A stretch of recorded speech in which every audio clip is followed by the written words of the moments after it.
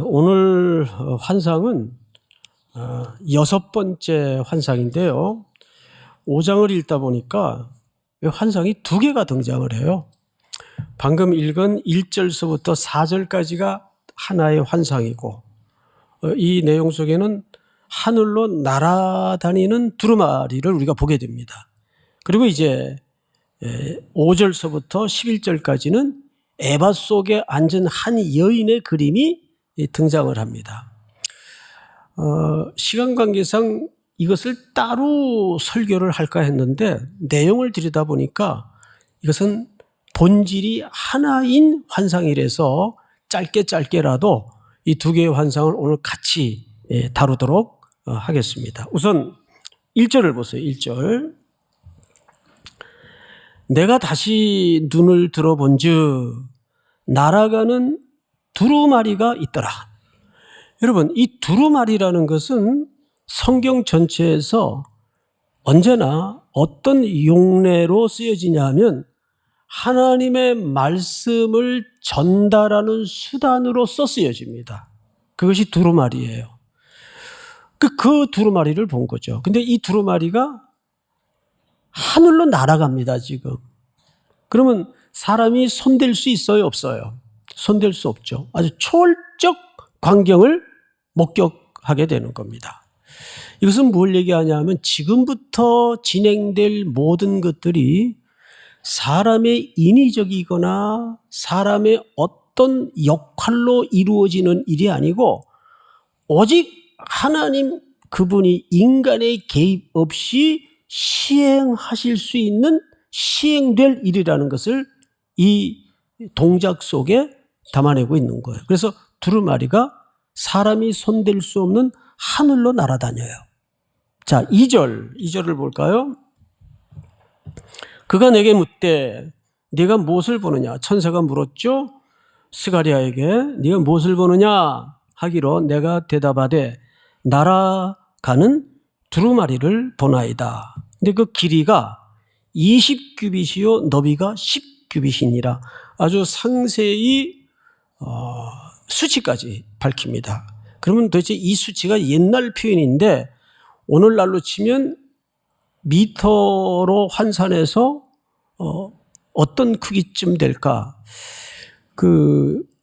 제가 재가지고 올라오진 않았지만 9미터예요. 길이가 9미터고 넓이가 절반 사이즈인 4.5미터입니다. 이 사이즈가. 그러니까 상당히 큰 사이즈입니다. 두루마리 자체가. 자, 그런데 3절을 보십시다. 그가 내게 이르되 이는 온 땅에 내리는 뭐라? 저주라. 좀 심상치 않죠? 그 말씀을 실어 나르는 도구인 두루마리에 뭐가 가득히 담아져 있을 텐데, 쓰여져 있을 텐데, 그것이 하나님의 말씀인데 말씀의 주제가 희망적인 말씀이 아니라 뭘 담아내고 있어요? 저주를 담아내고 있어요. 근데 여러분 겁먹지 마세요. 두려워하지 마세요.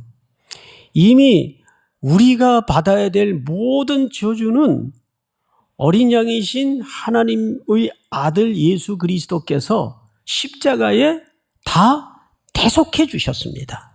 믿으십니까? 그런데 이것은 그 과정 속에 인간의 희망 없는 상황을 왜 예수 그리스도께서 십자가에 피 흘려 죽으셔야 했는가에 대한 설명 방식입니다. 늘 자주 우리 삼일교회 성도들에게 제가 그런 말씀을 드리죠. 우리는 여지가 없는 죄인이다. 여지가 없는 죄인이다. 빈틈이 없는 죄인이다. 그래서 시간 남고 돈 남으면 인간은 죄밖에 질 생각을 안 해요. 자, 그 얘기를 이렇게 합니다. 3절. 그가 내게 이르되 이는 온 땅 위에 내리는 저주라. 근데 그 땅이 도대체 어떤 상태길래 이렇게 무서운 얘기가 여기에 소개될까? 이제 보십시다. 도둑질하는 자는 그 이쪽 글대로 끊어지고 맹세하는 자는 저쪽 글대로 끊어지리라 하니 도대체 이게 무슨 말인지 잘 이해가 안 되죠. 자, 앞을 보십시다. 여기 두 종류의 죄악이 소개돼요. 도적질하는 자, 또 하나는 맹세하는 자가 끊어진다, 이렇게 소개되어 있습니다. 근데 여기 끊어진다는 말이 원문대로 번역을 하면 좀 이 한글 번역은 심하게 의역이 됐어요. 한 몇 바퀴 돌려서 의역을 했어요. 어느 정도의 의역인가를 원문 그대로 직역을 하면 이렇게 의역을 해버리고 말았습니다. 원래 뜻은 이렇게 해석을 해야 맞습니다. 끊어지고라는 말은 처벌을 받지 않고 그 뜻이에요. 그럼 이게 무슨 얘기일까요? 더 모르겠죠? 네? 차라리 번역대로 두면 이해가 쉬울 텐데 그 쓸데없이 원문은 왜 얘기하냐? 근데 이게 처벌을 받지 않고 그 뜻입니다. 이런 얘기예요. 자, 도둑질하는 건 몇 계명입니까? 10계명 중에. 이 정도는 아니잖아요. 8계명입니다. 8계명. 제가 이 계명을 외울 때 하도 안 외워져가지고 팔뚝으로 도둑질하지 말고 이렇게 외웠어요. 확 들어오죠. 네 팔뚝으로 도둑질하지 말고, 이거 잊어버리면 그건 제 책임이 아니에요. 도둑질하지 말라는 말은 무슨 뜻이에요? 8계명이에요. 8계명. 맹세는 몇 계명에 해당합니까? 여호와 이름을 망령되이 일컫는 게 헛된 맹세입니다. 3계명이에요. 이건 여러분들이 대충 다 잘 아실 거예요. 우리가 사실은 살면서 알게 모르게 빠지는 범죄가 3계명이고 8계명입니다. 이건 일상과 굉장히 밀접한 관련성이 있어요. 그런데 문제는 이걸 왜 이렇게 의역을 해놨는가 하면, 도둑질하고 8계명을 어기고 여호와 이름으로 장사하면서 다 속여먹고, 심지어는 교회 안에서도 여호와의 이름으로, 이 교회가 하는 일인데 뭐 조금 하나님이 눈 감아 주겠지, 이렇게 목회를 하다 보니까 조금만 그냥 서로 모르는 척 해주면 몇 억씩 세이브할 일들이 있을까요? 없을까요? 많죠. 많죠. 근데 그래서 되겠습니까? 안 되겠습니까? 그래서 안 되죠. 대가를 수억을, 아니 수십억을 지불하더라도 아닌 길은 가지 말아야죠. 그게 여호와의 이름을 망령되이 일컫지 않는 본질입니다. 그런데 우리는 얄팍한 이익을 위해서, 수단이야 어쨌든, 이거 어쨌든 교회를 위해서 하는 건데 아니요. 목적도 선해야 되지만 뭣도 선해야 돼요? 방법도 선해야 돼요. 여러분, 우리는 이 동기에 대해서 굉장히 합리화시킬 때가 많습니다. 그러니까 이 시대에 이스라엘에서 돌아온 유다의 포로들이, 이스라엘이 아니라 바벨론이나 페르시아에서 돌아온 유다의 포로들이 70년의 혹독하고 참혹한 역사의 고난을 겪었으면서도 끌려가기 전 죄를 짓고 우상 숭배하고 자기들의 이익을 위해서 공익이라는 유익을 던져버리고 멋대로 마음대로 살던 그 삶과 전혀 달라진 게 없더라, 그 말이. 그래서 여기 끊어지고라는 말은 왜 의역이 됐는가 하면, 그리고 그 말은 원래 처벌을 받지 않고라는 말이에요. 그런 세상이 됐다고요. 8계명을 어기고 3계명을 어기고 죄를 물 먹듯 먹고 마시는데, 거기에 우리 목회자들의 타락과 부도덕한 이 가슴 아픈 소식들이 지난 20년간 얼마나 한국교회 전도의 문을 막고 명예를 실추시켰습니까? 이런 얘기하면은 목회자들이 좋아할까요? 안 좋아할까요? 저서부터라도 들으면 불쾌하죠. 기분이 안 좋죠. 그러나 사실이잖아요. 그러나 사실입니다. 그뿐만 아니에요. 교회는 온갖 세상의 악습에 편성되어서 버젓이 총회법도 어겨버리고 엉뚱한 금전을 요구하고 이런 일들이 비일비재합니다. 근데 그것이 더 큰 문제는 교회에서 묵인되고 용인되고 아무렇지도 않는 세상이 되었다고요.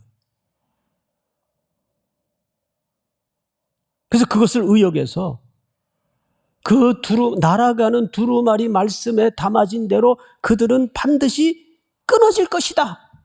그게 의역을 한 해석이에요. 원문은 그런데도 처벌되지 않고 그 뜻입니다. 사사시대와 다를 게 뭐가 있어요? 사사시대를 배경으로 한 사무엘상 1장에 보면 한나의 남편인 엘가나라는 사람이 등장을 해요. 그런데 그는 한나라는 본부인이 있음에도 불구하고 첩이 있으니 누굽니까? 분인나. 더 문제는 첩이 있는 것도 문제지만 그 첩이 있는 상황이 그 시대에 아무렇지도 않게 받아들여지던 시대다 그 말이에요. 불편하죠? 들으면. 어쩌겠어요? 성경도 얘기하고 시대가 그런 걸. 그 얘기예요. 다 하나님께서 개입하셔서 정리하고 끊어낼 것이다 그 말이에요. 성경을 또 볼까요? 4절을 보세요. 만군의 여호와께서 이르시되 내가 이것을 보냈나니 도둑의 집에도 들어가며 내 이름을 가리켜 망령되이 맹세하는 자의 집에도 들어가서 뭐가요? 그 말씀의 두루마리가 그 집에 도둑질하던 자의 집에 들어가고 하나님의 이름을 팔아 장사하는 헛된 맹세를 일삼던 자들의 집에 들어가서 어떻게 하겠다는 거예요?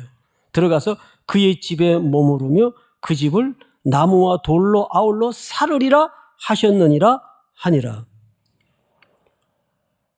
여러분 레위기 19장을 좀 띄워주실까요?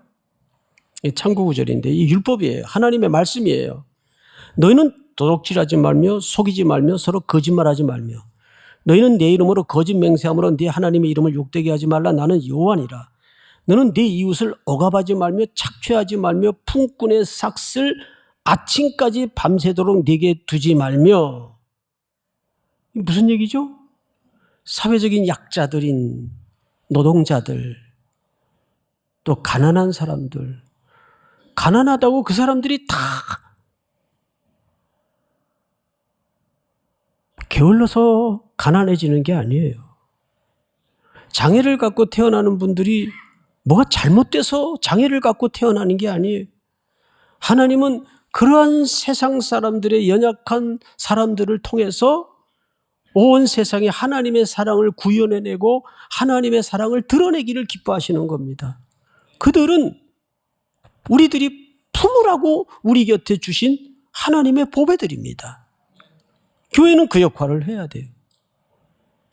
다시 4절 끝을 보시면 하나님의 단호한 심판을 선언해 버렸죠. 자, 이 지점이 왜 중요하냐면, 자, 앞을 보실까요?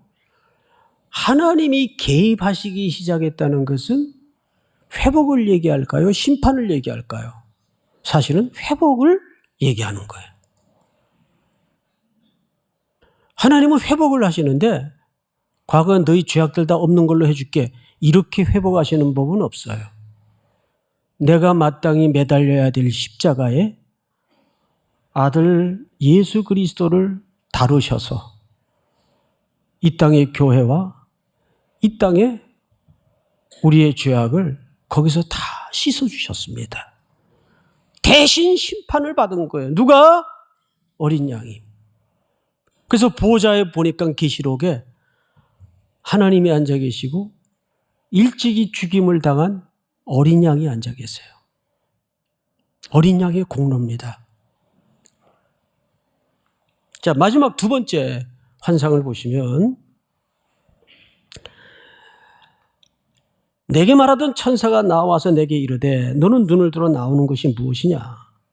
보라. 하기로 내가 묻되 이것이 무엇이니까 하니 그가 이르되 나오는 이것이 뭐라고 돼 있어요? 에바니라. 뭐 항공사 이름이 아닙니다. 예. 이 에바라는 말은 자 보통 저울이나 추는 뭘 다는 단위죠? 도구죠? 무게입니다. 이 에바는 부피를 재는 도구입니다. 부피. 그래서 이 한 에바가 22리터 분량이 됩니다. 그러니까 꽤 큰 통이 되겠죠. 뭐 통이든 뭐 어쨌든 곡식이든 부피를 재는 단위가 에바라고 합니다. 근데 그림을 잘 보세요. 6절.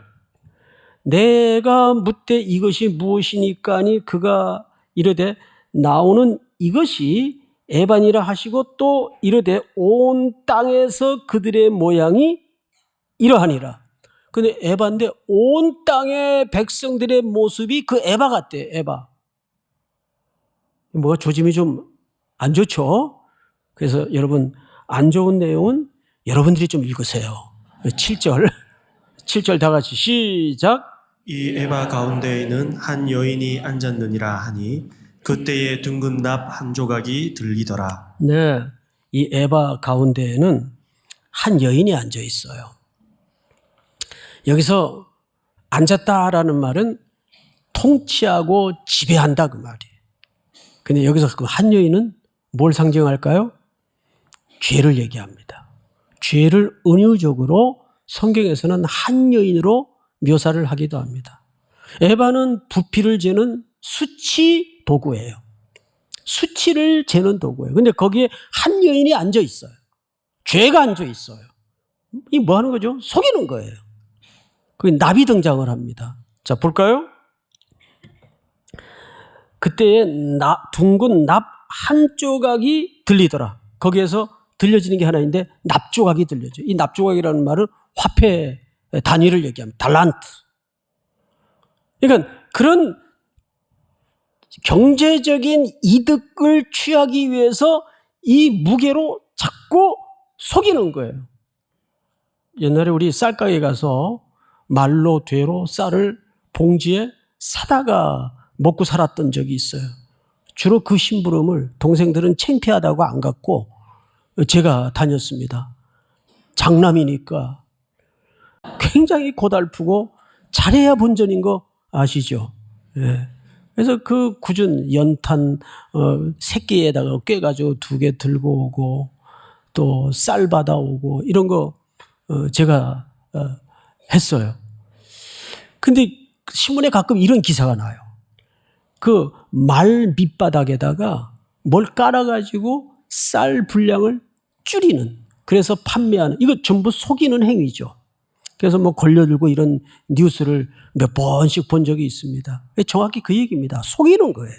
뭘 위해서? 달란트로 대변되는 그 경제적 이득을 위해서. 성경을 다시 보십시다. 8절. 그가 이르되 이는 악이라 하고 그 여인을 에바 속으로 던져놓고, 그 아주 에바 속에 던졌다라는 말은 드디어 그렇게 통치하고 주인 노릇하고 왕 노릇하던 이 만몬의 신을 에바 속에다가 심판에 쳐넣기 시작했다 그 말이에요. 또 볼까요? 던져놓고 납조각을 에바 아귀 위에 던져 덮었더라. 완전히 봉인을 해버린 겁니다. 봉인을 해서 이제 9절 여러분 한번 같이 읽어볼까요? 거의 다 왔어요. 시작. 내가 또 눈을 들어본즉 두 여인이 나오는데 학의 날개 같은 날개가 있고 그 날개에 바람이 있더라. 그들이 그 에바를 천지 사이에 들었기로. 이제 에바 속에 한 여인 말고 두 여인이 등장을 하는데 학의 날개를 가졌어. 학의 날개. 근데 이 학의 날개를 가진 두 여인이 그 에바를 천지 사이에 들어요. 이 뭔가를 든다는 것은 이동을 뜻합니다. 이걸 앞으로 어디로 이동을 할 거예요. 자, 그런데 10절. 내가 내게 말하는 천사에게 묻되 그들이 에바를 어디로 옮겨 가나이까 하니 11절. 우리 찬양대 다 같이 시작. 그가 내게 이르되 그들이 시날 땅으로 가서 그것을 위하여 집을 지으려 함이니라. 준공되면 그것이 제 처소에 머물게 되리라 하더라. 성경에 보면 신할산에는 최고의 좋은 명품들의 본산지입니다. 신할산 외투 이런 거 들어보셨죠? 아주 이게 어마어마한 고가품이에요. 그러면 신할이라는 데가 도대체 어디냐? 어딜 것 같습니까? 바벨론을 얘기합니다. 최고의 문명 제국이었죠. 그러니까 이 말은 무슨 얘기냐면 하나님의 백성들이 혹독한 70년의 고난의 역사 속에 하나님의 은혜로 고토에 돌아왔지만 그들의 삶은 몸은 돌아왔는데 삶의 행동들은 끌려가기 전하고 전혀 달라진 게 없으니까 어디로 회귀한 거예요? 바벨론으로 회귀한 거예요. 광야에 나왔던 이스라엘 백성들이 먹을 것도 없고 집도 없고 맨날 문득문득 어떤 신호에 따라 돌아다녀야 되고 삶이 고달프니까 그들이 제일 먼저 반추하고 추억했던 게 뭡니까? 애굽의 향수예요. 애굽으로 돌아가자. 우리 속에는 그런 본성이 있단 말이에요. 여러분, 오늘이 무슨 날입니까? 오늘이 무슨 날이에요? 헤세드의 날이에요. 동시에 종교개혁주일입니다. 모르셨죠? 그래서 마지막으로 이 세 가지 의미를 담은 날을 위해서 결론을 좀 말씀을 드리겠습니다. 첫째, 오늘 이 모든 만남과 예배가 일들이 하나님의 임재가 회복되는 예배가 되기를 축복합니다. 믿습니까? 어떤 이단의 세력이나 정치 집단의 개입이 되지 않도록 오직 신령과 진리로만 드려지는 예배가 되도록 기도해 주시기 바랍니다. 두 번째는 먼저 지난 20년 동안 대형교회를 중심으로 일어난 너무너무 가슴 아픈 불순한 일들에 대해서 구체적으로 회개해야 됩니다. 그 회개가 전제되지 않는 개혁은 있을 수가 없어요. 여러분, 마틴 루터가 종교개혁을 일으킬 때 카톨릭을 반대해서 일어난 무브먼트가 아니었어요. 마틴 루터의 오직 하나의 일념은 우리가 원래 하나님의 말씀으로 돌아가자. 그런데 역사의 주인은 누구십니까? 하나님이세요. 그 소박한 한 사제의 용기를 통해서 하나님은 그 용기를 불쏘시개로 역사를 바꾸고 시대를 바꾸었어요. 오늘이 그런 날이 되기를 주의 이름으로 축복합니다. 네? 믿습니까? 그러기 위해서는 우리는 반드시 지난 몇십 년 동안 한국교회가 하나님 앞에 회개하지 않고 저질렀던 죄악에 대해서 가슴을 찢고 죄를 뒤집어 쓰고 통회하는 전제 없이는 어떤 역사도 종교개혁도 의미가 없습니다. 그것이 회개되는 날이 돼야 됩니다. 믿습니까? 마지막으로 죄는 구체적인 고백이 있어야 됩니다. 이 일을 통해서 다시 한번 한국교회가 하나님의 임재가 회복이 되고 주의 보혈로 정결케 되는 기적 같은 홍해가 갈라지고 요단이 갈라지는 날이 될 수 있기를 주님의 이름으로 축복하며 모든 이 법을 제정하려는 시도들이 단절되고 괴멸되고 소멸되는 기적이 일어나기를 주의 이름으로 축복합니다.